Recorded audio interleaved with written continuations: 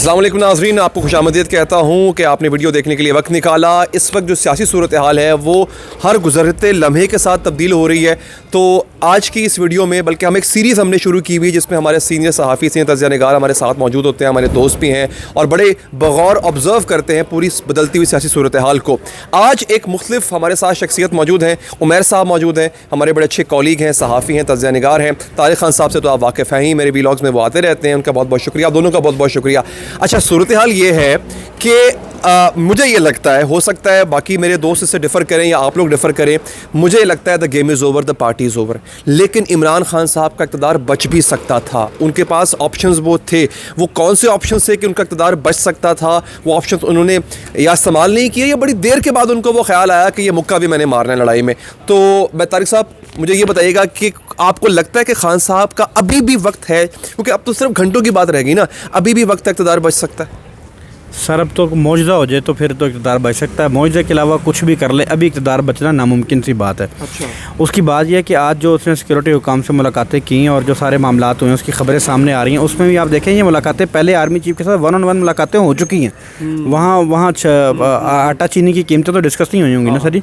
ज़ाहिरी बात है कि अपोजिशन अदम एतमाद लेके आ रही थी, उसी हवाले से चीज़ें डिस्कस हो रही होंगी। तो ये सारी मामला डिस्कस हो चुके हैं। आज की मुलाकात एक सरसरी सी रस्मी सी मुलाकात होगी एक जाते हुए खिलाड़ी की अपने कौम से खिताब क्यों मौखर कर दिया उन्होंने? हो सकता है कि कौम से ख़िताब में वो जो सारी बातें हैं वो अपने अब आज उन्होंने मुलाकात की है अस्करी हुकाम से, तो ज़ाहिरी बात है उसमें तो कोई ना कोई ऐसी बात अस्करी हुकाम से शायद कोई ऐसी बात हुई है, उन्हें रोका हो या ना रोका हो। अगर कुछ रोक सकते हैं वो ला सकते हैं वो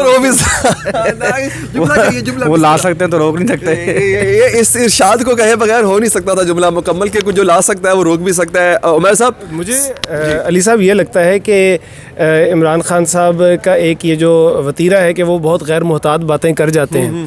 तो जैसे कि ये ख़त का जो उन्होंने एक दरफुनतनी छोड़ी है, मुझे तो बहुत ही गैर मुहतात सी बात लगी और इसकी वजह से ये इमरान खान साहब ख़ुद भी बहुत बड़ी मुश्किल का शिकार हुए। उन्हें वजाहतें देनी पड़ी, फिर उसके लिए अपनी काबीना को वो ख़त दिखाना पड़ा, फिर सहाफ़ियों को ख़त दिखाना पड़ा। इस बात से भी हटना पड़ा कि ये ख़त नहीं है, इस बात से भी हटना पड़ा कि ये ख़त जो है किसी बैनुल-अक़वामी क़ुव्वत ने नहीं लिखा बल्कि हमारे अपने ही सफ़ीर ने लिखा है। तो शायद ये आज का खिताब जो मौखर कराया गया है, ये किसी ऐसी ही गैर मुहतात बात से बचने के लिए उनसे कहा गया कि ये प्लीज़ फ़िलहाल इसको आप मौखर कर दें। और ये भी हो सकता है कि जैसे उनसे तकरीर का एक हिस्सा उन्होंने लिख के किया था, तो किसी स्पीच राइटर की ये ज़िम्मेदारी दे दी गई हो कि इस वक्त आप एक तहरीर लिखना शुरू कर दें जो इमरान खान साहब खिताब में नई तकरीर लिखना शुरू कर दें जो इमरान खान साहब पढ़ के बोलेंगे। इसका मतलब है कि इमरान खान साहब देखें ना, एक आप उनसे एक खिताब पर रुकवा सकते हैं, ये इमरान खान अगर कंटेनर पे आ गया कल को, वो कैसे रुकवाएंगे आप? जी मैं बताऊँ, ये जो कंटेनर पे आके, और मुझे अच्छी तरह याद है, मैं आपको ख़बर दे रहा हूँ सर, हम डॉक्टर ताहिरुल कादरी के घर बैठे हुए थे सर, ठीक है, जब ये लॉन्ग मार्च की सारी दागवेल डाले जा रही थी। हाँ, मुझे याद, ठीक है, वहाँ सर जी डॉक्टर साहब ने तमाम कुछ बता दिया था कि क्या होगा। कहीं भी इमरान खान का जिक्र नहीं था कि लॉन्ग मार्च इकट्ठे होगा। तो सर जी ये जो लॉन्ग मार्च होते हैं, और लॉन्ग मार्च अगर आपको याद हो 2014 का लॉन्ग मार्च था, उससे एक साल पहले हामिद मीर ने अपने प्रोग्राम में बता दिया था कि 2014 में इस वक्त ऐसे लॉन्ग मार्च होगा और पार्टीज आएंगी। तो सर जी जो कंटेनर पर आया जाता है ना, कंटेनर पर आके बैठा जाता है सर जी, वो बुलवाया जाता है, तो सब बुलवाया जाता है सर। मैं कह रहा हूँ हामिद मीर का शॉट मौजूद है, मैं आपको लिंक दे सकता हूँ, आप शेयर कर सकते हैं। हामिद मीर ने 2013 में बताया था कि ऐसे होगा।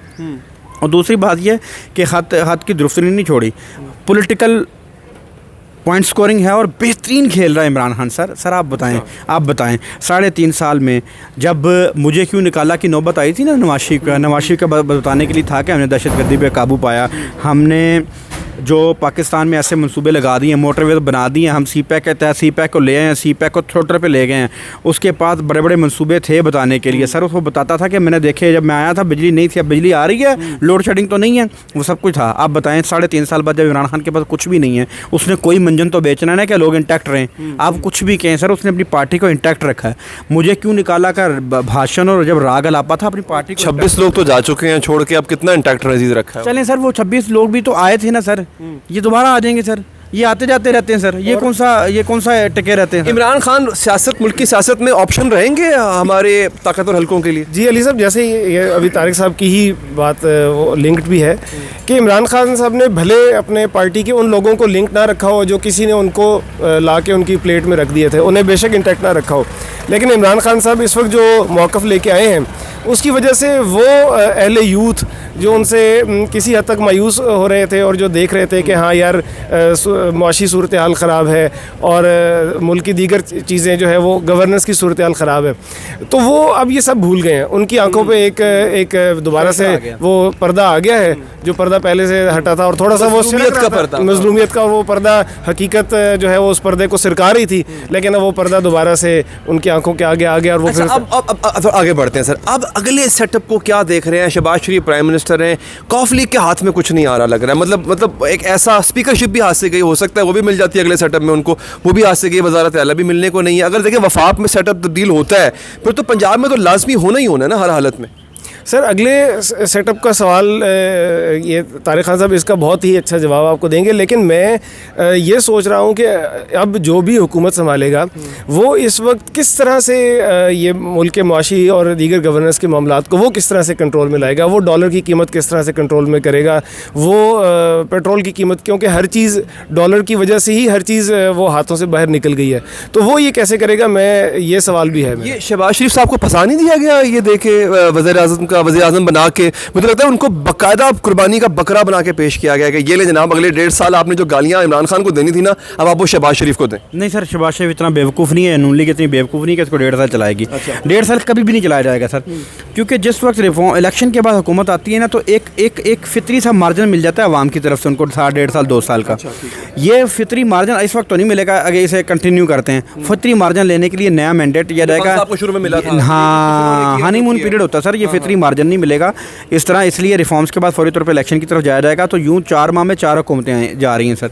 मौजूदा हुकूमत जाएगी, नई हुकूमत आएगी, नई हुकूमत रिफॉर्म्स करेगी, वो जाएगी, अबूरी हुकूमत आएगी, अबूरी हुकूमत मामलात को इलेक्शन करवाएगी, इलेक्शन के बाद नई हुकूमत आ जाएगी। 4 माह में 4 नई हुकूमतें आपके सामने होंगी। ये नून लीग चाहेगी कि फौरी इलेक्शन हो? सर नून लीग नहीं, ये सारे के सारे यही चाहेंगे सर, फौरी इलेक्शन, रिफॉर्म्स करके इलेक्शन की तरफ जाए। चौधरी साहबान गलत शॉट नहीं खेल गए? अच्छा, चौधरी साहिबान शायद इतनी गलत शॉट नहीं खेल गए, क्योंकि जैसे तारिक साहब ने अभी कहा कि वो तो 4 हुकूमतें आएंगी और जाएंगी, तो ऐसे शायद होना ही था। अगर वो रहते भी, इनके साथ भी मिलते तो वो कितना कोई उसका मार्जिन ले सकते थे। लेकिन अब सवाल ये है कि ये जो अभी हुकूमतें आएंगी ये क्या करेंगी?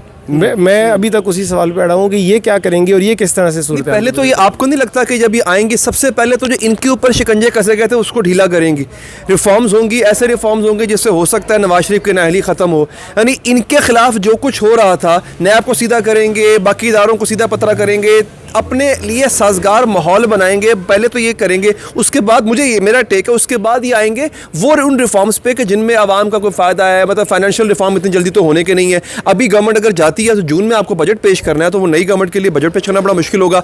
आपको तारिक साहब लगता है कि सबसे पहले ये अपनी कल सीधी करने के लिए जो रिफॉर्म ज़रूरी है वो करेंगे? सर सबसे पहले जो इमरान खान ने जो इलेक्शन रिफॉर्म्स के नाम पे तुर्क का पत्ता मारा था ना, कि बैनुल-अक़वामी जो लोग हैं हमारे पाकिस्तानी, बैरून मुल्क पाकिस्तानी, उनको वोट का हक दे दिया था और इलेक्ट्रॉनिक वोटिंग कर दी, उसको ख़त्म किया जाएगा। वो इलेक्शन रिफॉर्म्स को ख़त्म करने के बाद अगर कोई मज़ीद रिफॉर्म्स चाहिए तो उसको करने के बाद इलेक्शन की तरफ जाएंगे। हो सकता है इन 3 माह में नैब को छेड़े ना जाए। नैब हमने देखा है जब भी नून लीग या पीपल्स पार्टी की हुकूमत आती है तो नैब न्यूट्रल हो जाती है। नैब को प्रोवोक करने वाले और इन्वोक करने वाले लोग कुछ और थे और वो जा चुके हैं। अब मेरा ख्याल है वैसे ही नैब एक होम्योपैथिक सा काम करेगी बस। तो जो ही अभी फिर मुआहदा हुआ नून लीग का, सॉरी MKM का, तो क्या ये फिर सिर्फ ये अगले 2-3 माह तक के लिए मुआहदा है या ये लॉन्ग टर्म है? नहीं सर जी, उसमें देखें अपेरेंटली जो हमें नज़र आ रहा है वो सिंध में अपेरेंटली पीपल्स पार्टी के सामने कोई भी दूसरा चैलेंज मौजूद नहीं है। नून लीग की वहाँ कोई तंजीम मौजूद नहीं है, PTI की कोई तंजीम मौजूद नहीं है। इंटीरियर सिंध में बड़े मजबूत हैं, डेफिनेटली हुकूमत उन्हीं की आएगी। मेरे जो MKM वालों से बात हुई थी वो कहते थे कि हमें वफाक से मिलने ही कुछ नहीं है, वो हमें दे ही कुछ नहीं सकते। हमारा मामला था सिंध के साथ, हम उनके साथ टक्कर लेके देख ली ना भाई क्या, मुझे कहा उन्होंने कि टक्कर देख ली ना भाई क्या मिला। देखें सिंध में कुछ, कराची में कुछ नहीं कर सके, वो वसीम अख्तर शोर में जाता रहा, इख्तियारात नहीं है। अभी अगर फ़र्ज़ करें दोबारा सिंध से टक्कर, अब कुछ भी करें सर जी, ये ऐसा बेजोड़ रिश्ता नहीं है सर जी, ये ज़रूरतों का रिश्ता जो MKM और सिंध का है। 2008 के बाद भी बड़े अर्सा तक कायम रहा था, 2013 तक भी कायम रहा था, अभी भी कायम रहेगा सर। उन्होंने देख लिया 3.5 साल कि ना हम वसीम अख्तर की मेयर की मौजूदगी में कुछ कर सकें, ना हैदराबाद में कर सकें, ना फंड से, ना मामला इख्तियारात थे, ना जॉब्स थी, वो सारा कुछ नहीं हो सका। अब देखें सबसे पहले उन्होंने क्या काम किया, वो जो सिंध पब्लिक कमीशन है उसमें अपने आप को तौसीक करवाई है, वहाँ मेंबर अपने बनवाएंगे सर। फिर उसके बाद जो एडमिनिस्ट्रेटर कराची और हैदराबाद होगा वो इनकी मशावरत से तय होगा। अब देखें उन्होंने बहुत अच्छी मूव की और बात वही है, ये वो लोग हैं जो इमरान खान गिना करते थे, आज वो तुल के बिके हैं सर, तुले हैं सर, आज उनको तोला गया, गिना नहीं गया। अच्छा जाते जाते हम बता दें कि कल हमने तफसीलात सबसे पहले दी थी कि असद मोहम्मद ख़ान सफ़ीर के साथ अमरीकी हुकाम की मुलाकात हुई थी। अमरीकी हुकाम की मुलाकात में जो तफसीलात हुई वो मरासले की सूरत इमरान खान को भेजी गई। आज वही चीज़ें सामने आ रही हैं। हमने ये सब कुछ बताया, लेकिन नीचे जो आपके दोस्त हैं PTI वाले वो अग्रेसिव हो जाते हैं, वो गालियाँ देते हैं। हालांकि वही बातें आएगा अब देगा इमरान खान को गालियाँ दे। कोई दुश्मन नहीं है इमरान खान साहब के, लेकिन जो बातें असल में हकीकत में है वो हम सिर्फ आपको बता रहे हैं, रिपोर्ट कर रहे हैं, हमारा काम। हमने कल ये सारी बातें बताई थी, हमें गालियाँ पड़ी, आज इमरान खान ने वही बातें बताई। आप फैसला कर लें क्या करना है, गालियाँ देनी है किसको सच समझना है, देनी है तो किसको देनी है। मैं आपका मैं सब इंतहाई मशहूर हूँ कि आपने वक्त निकाला। तारिक साहब आपका भी बहुत बहुत शुक्रिया। नाज़रीन मैं उम्मीद करता हूँ आपको वीडियो पसंद आई होगी, वीडियो को लाइक कीजिएगा। लेकिन अगेन आप इनके तज़िये से हमारे तज़िये से इत्तफाक भी कर सकते हैं, डिसएग्री भी कर सकते हैं, लेकिन कमेंट करना मत भूलिएगा। मुझे दीजिए इजाज़त, अल्लाह निगहबान।